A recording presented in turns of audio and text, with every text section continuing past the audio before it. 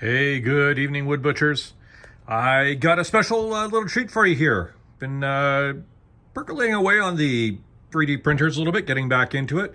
Now that it's bloody cold outside and I don't have any outdoor projects to do, and I really don't feel like shoveling snow, I am looking at being nerding out and printing a Mandalorian helmet out of PETG. So I got a few things together. One thing that I've learned with PETG, the little bit I've printed with it, you really need to make sure it's dry, like nice and really nice and dry. If you let it sort of absorb moisture in the air, it gets kind of little uneven. It's not as nice as it could print when it's been sort of heated and dried. So I picked up this guy. It's an Eibos, E-I-B-O-S. There we go. Cyclopes. Cyclopes, not sure what they want to do with it. It's a special dryer that will get warm enough for PETG. I think you need about 60 to 70 degrees Celsius to properly dry PETG. It has some really nice features. I'm just going to take the lid off here. So, no, forget the lid first. Lid is really nice. It has some air holes, but it also has little grommets where you can feed the filament out. I like that.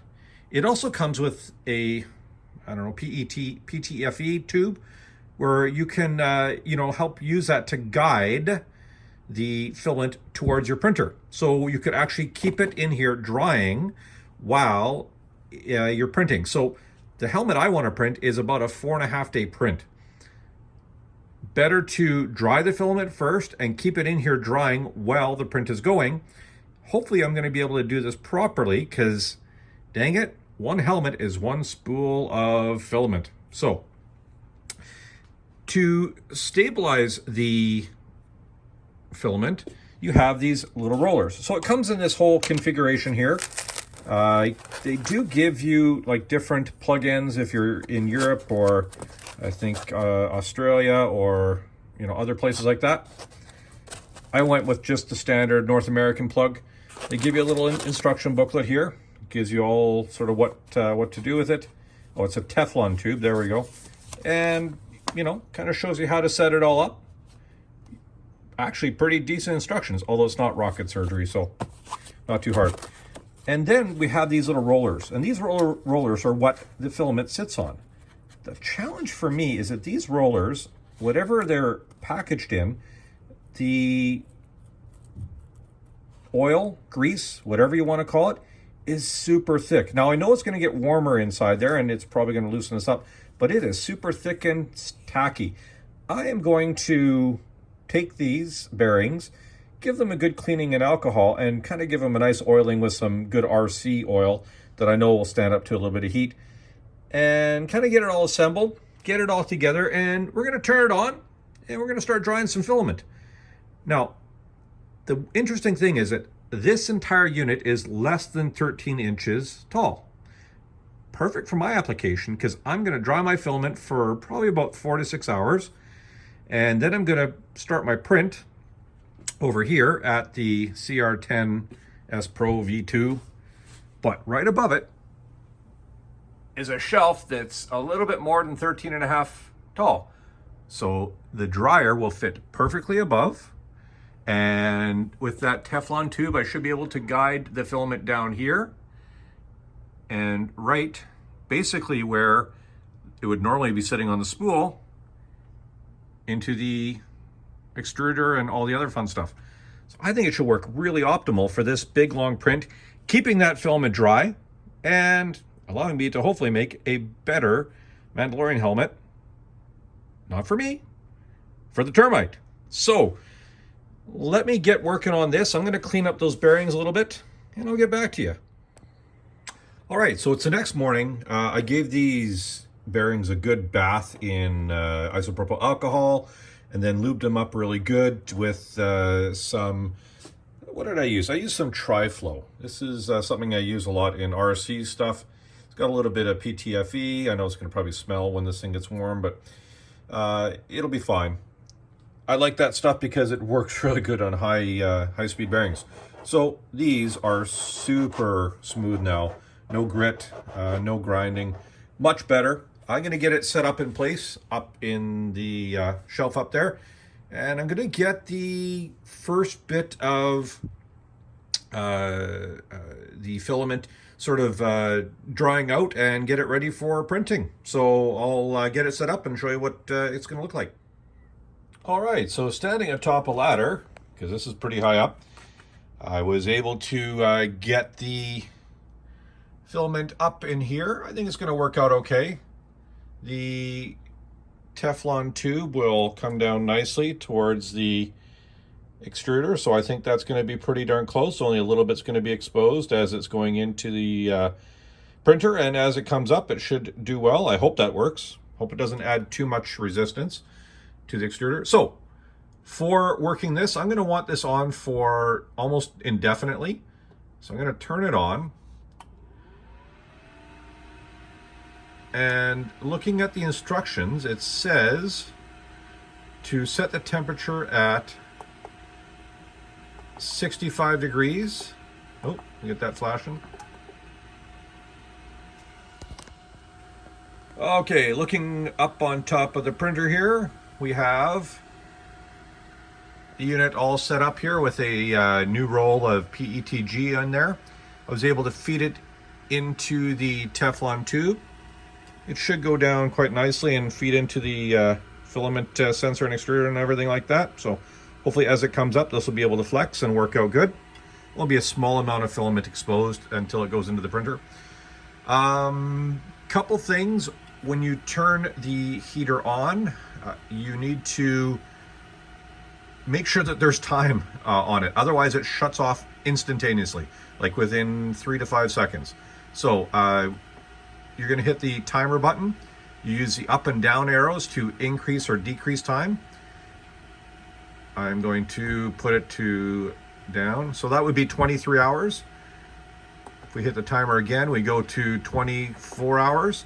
If you hit it once more, it goes to 4 dots. This is indefinite operation. So you can set it anywhere from 0 to indefinite. Temperature-wise, hit the temperature. We're going to go up to that 65 degrees. It does have a temperature probe. I don't know if you can see it in there. Oh, it's so hard to see. Sorry about the lighting here. But right up there, and it sits up around middle of the filament. I think that's good. It's going to give you a little bit more accuracy than if it was right next to the heater. Right now we're sitting at 48% relative humidity in the house. So let's hit. Yep, it's going. Okay. And we have some warmth coming up. So there we go. It has a little fan that circulates the air.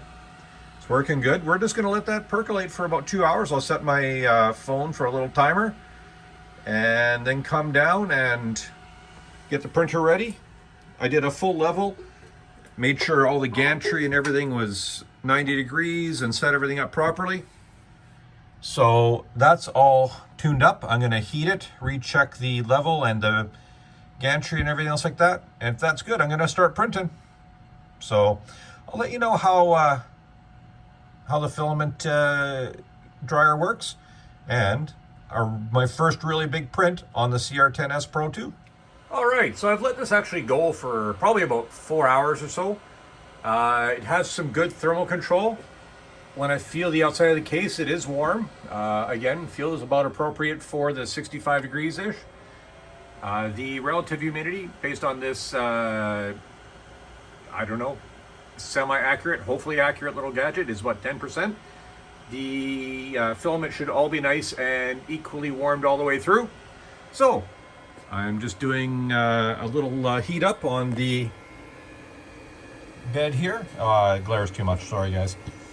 And we're getting the bed up to about 75 degrees. I'll do another re-level once it's at temperature, and then give a shot at that big old print. I'll bring you along and let you know how the dryer is working for keeping the filament at a good,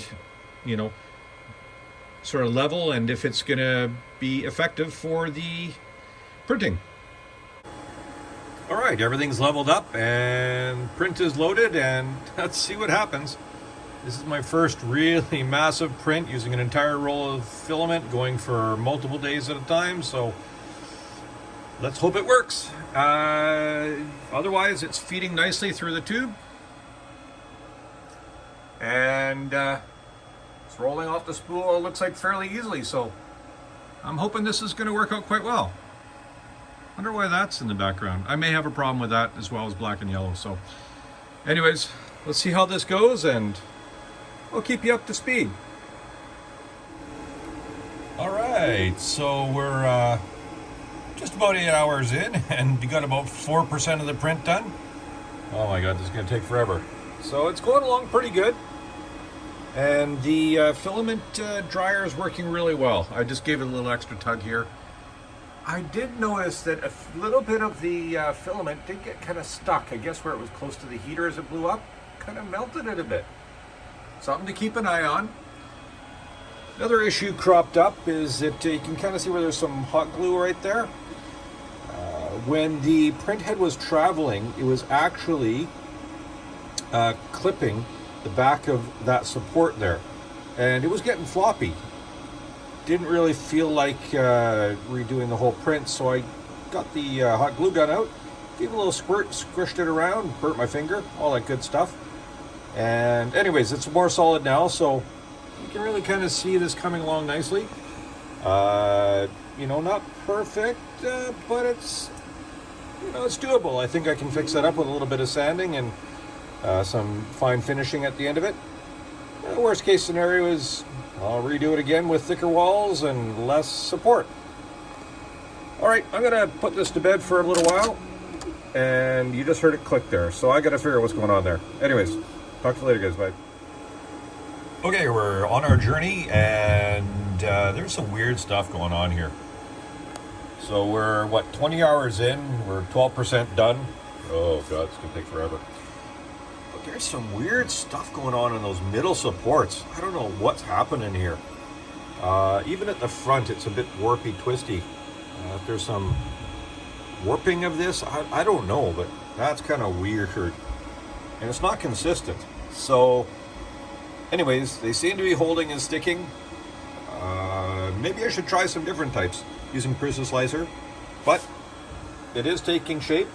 It's a little bit more liney, and there's a few blobs here and there. You can kind of see on this side. Again, not horrible for PETG, but maybe this isn't the best filament out there. I'm sure it's something that'll clean up fairly good. Looks like I'm gonna have to do a little bit of sanding and filling. I won't be able to just wear it straight off the printer. Well, I mean termite. Anyways, I'll give you a final when it's getting closer to being finished, but just some strange observations with those supports. All right, so we're still going here. We're now 42, almost 43 hours in, and still working away. Look at that. Some weird, funky stuff with that middle support. I think I'm gonna change my support slicing profile on that, but hey, it's working. And more importantly, this thing still chooching along, still making some progress. It says 10%, sounds like it's the minimum. It comes on and off as needed. It's warm. It feels about the same as it did before. And this is working good. I think I have some recommendations as we're going along about initially trying to do the warming up of filament, because I think the first few laps got kind of fused together. I think that's where some of the weirdness happened. Anyways, let's let this just percolate along, and I'll give you another update. All right, final update on the Eibos here.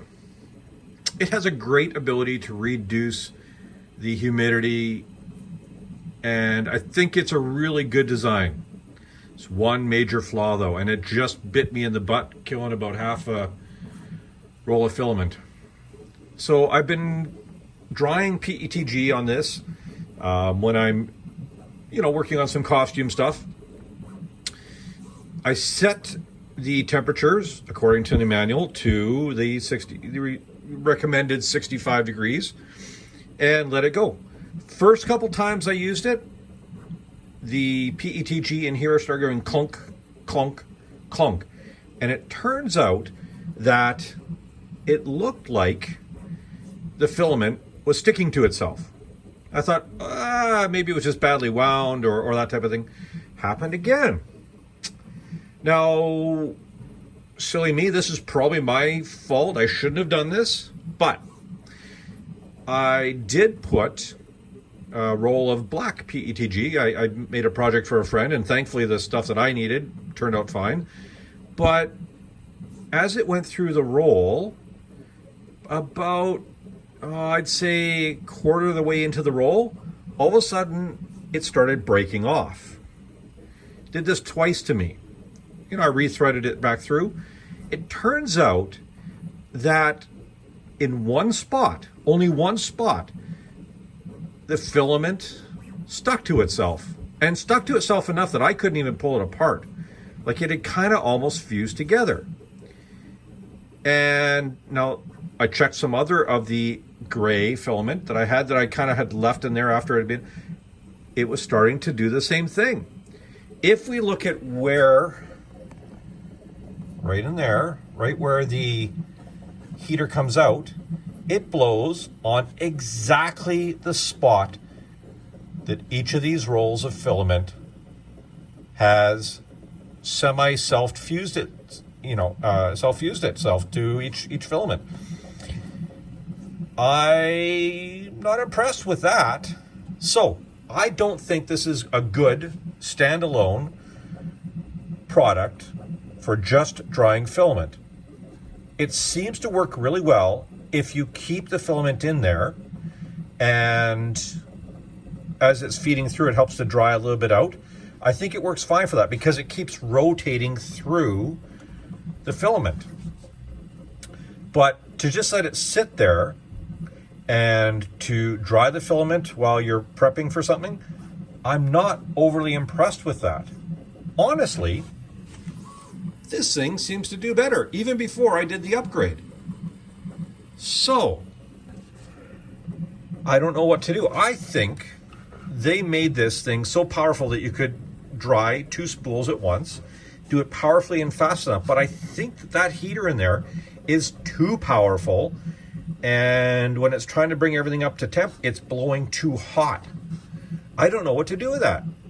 I think it would be better to have a not so powerful heater element and have it run longer, because it seems to cycle on and off fairly infrequently. Like it really heats it up and then it goes off for quite a while, and then it really heats it up and goes off for quite a while. I'm considering dropping one of my temperature humidity probes in there just to kind of get a sense of what the temperature is, sort of in around where it's blowing on the filament. But I think that's a design flaw. I think it should be blowing not directly on the filament. Don't know what to do at this point in time with it. I'm considering maybe a little heat shield or something, just on the side that I'm going to do filament on. I don't know, but there's half a roll of black PETG in the garbage. Buyer beware. I don't think there's an optimal solution yet for drying filament. I think this ticks every box. The other challenge is I got some 2.5 kilogram rolls, but they're about, 12 and a half inches wide. They're huge. I'll be able to use the rollers, but I'm not going to be able to dry it in there. Just giving you some things to think about. It'll certainly handle the wider rolls, and I think that'd be great. But again, where it's blowing, a little worried. If you have any ideas, throw it down in the comments. If this helps a little bit, let me know. Be cautious. I think for PETG, I think 50 to 55 degrees is fine as while it's going through. I think 50 is good because it doesn't seem to heat up as much. It cycles a little slower, and it's not as long with that drastic heat blowing onto the filament. Anyways, go out there, make something, make a mess, have some fun, enjoy life, get back to printing, get back to woodworking, get back to making whatever you want to do. Talk to you guys later.